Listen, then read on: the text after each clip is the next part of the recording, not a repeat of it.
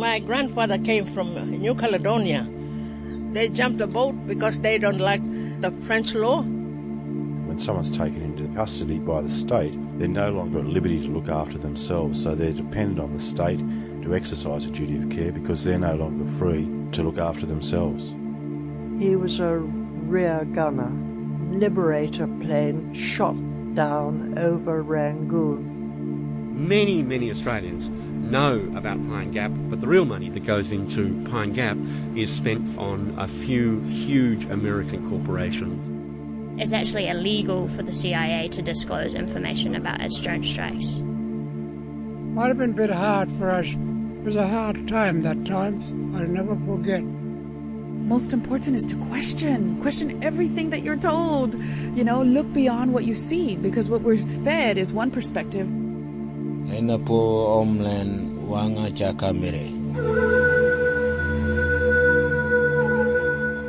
Land Rights Act of Australia. Chapter 1. The Land Rights Act and the Reeves Report. During the early 1970s, Australia established a Royal Commission on Land Rights in an attempt to return some traditional lands to Aboriginal people. What came out of that commission was federal legislation to establish the Northern Territory Land Rights Act of 1976. To help represent the traditional interests of Aboriginal people, 2 land councils were set up under the Act. The Northern Land Council and the Central Land Council were created to process land claims. This was done by the land councils, consulting traditional people about their spiritual affiliation with land.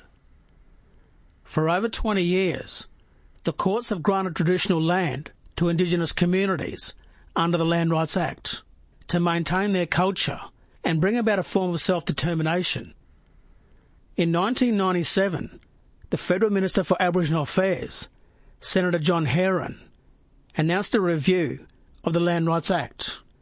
He appointed John Reeves QC to conduct a review over several months, taking submissions from people throughout the Territory. Since the report became a public document, the land councils have slammed the Reeves recommendations, stating that the proposed amendments to the 1976 Act would mean the dismantling of land rights. Norman Fry, Northern Land Council. What we have is a document. Sample complete. Ready to continue?